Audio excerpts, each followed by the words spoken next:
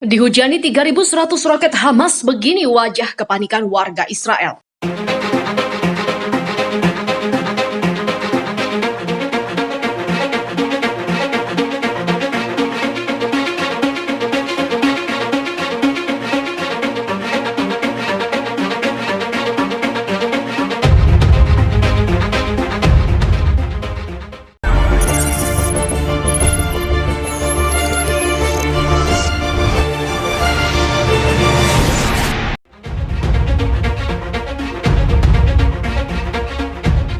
Sekitar 3.100 roket Hamas terus menghujani wilayah yang diduduki Israel sejak pekan lalu. Sebagian roket berhasil mencapai target meski mayoritas roket berhasil ditangkis oleh Iron Dome, sistem pertahanan udara andalan Israel. Adapun serangan roket yang diluncurkan dari jalur Gaza, Palestina membuat warga Israel kalang kabut.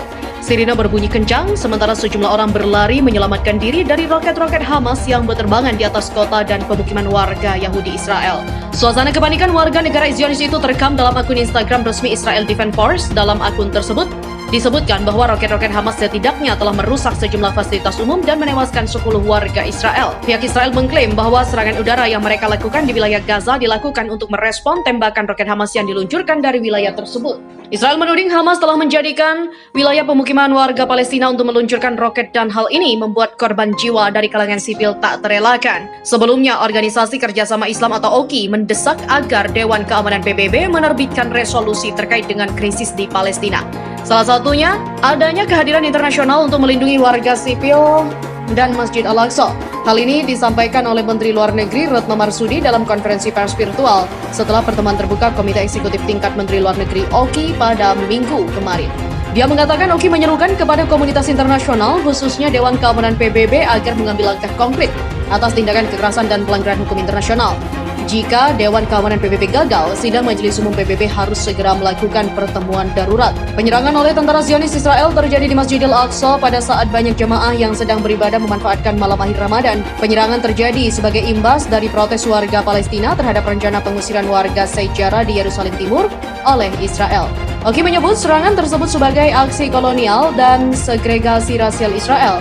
OKI kembali menegaskan dukungannya kepada Palestina dan juga Al-Quds Al-Sharif Yerusalem dalam mewujudkan kemerdekaan Palestina berdasarkan solusi dua negara. Sekitar 4.000 roket telah ditembakkan oleh milisi Hamas ke wilayah yang diduduki oleh Israel selama 10 hari terakhir.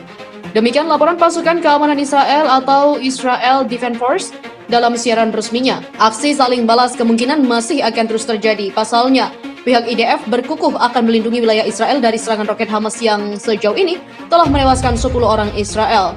We will continue to defend Israel. Di mana artikel tersebut telah tayang dengan judul 4.000 roket Hamas hujani langit Israel selama 10 hari terakhir. Demikian laporan pasukan dari keamanan Israel atau Israel Defense Force dalam siarannya. Di sisi lain, serangan tentara Zionis ke jalur Gaza juga terus terjadi. Israel mengklaim penyerangan tersebut dilakukan untuk merespons serangan roket Hamas dan ditujukan ke instalasi peluncuran roket milik kelompok perlawanan Palestina itu. Meski demikian, aksi agresif Israel tersebut kemudian justru menimbulkan korban jiwa di pihak warga sipil Palestina. Sebanyak 200 lebih rakyat Palestina dikabarkan telah meninggal akibat serangan udara Israel. Sebagian adalah anak-anak. Sementara itu, upaya diplomatik untuk gencatan senjata antara Israel dan Hamas telah gagal mencapai kemajuan. Amerika Serikat juga terus memblokir Dewan Keamanan PBB untuk mengeluarkan pernyataan bersama yang mendesak diakhirinya dengan Israel, yaitu serangan Israel dengan mengatakan kepada para diplomat bahwa pernyataan publik tidak akan membantu menenangkan ketegangan. Sementara itu, Prancis mengatakan sedang berbicara dengan tenaga Israel, Mesir, dan Yordania terkait resolusi gencatan senjata yang baru. China mengatakan dukungan proposal Prancis. Dalam perkembangan lainnya, kelompok hak asasi manusia atau HAM mendesak penyelidikan independen atas serangan Israel di Gaza. Kelompok hak asasi manusia Palestina Al-Haq menyerukan penyelidikan internasional atas serangan Israel di Gaza, termasuk terhadap jurnalis dan perusahaan media. Kelompok itu merujuk pada penghancuran Menara Al-Jala yang merupakan kantor Al Jazeera dan The Associated Press sebagai tindakan melanggar hukum. Negara-negara anggota PBB juga harus mengutuk serangan Israel yang tidak beralasan atas kantor media. Disebutkan bahwa PBB harus menekan Israel untuk memperlakukan awak media sebagai warga sipil, serta perusahaan media sebagai objek sipil yang harus dilindungi dan juga dihormati. Militer Israel melaporkan pesawat jet militer milik Israel menyerang 9 sasaran kelompok Hamas di utara jalur Gaza pada Senin pagi sebagai balasan terhadap layang-layang pembakar dan balon-balon yang dikirim dari Palestina yang merusak sejumlah properti Israel.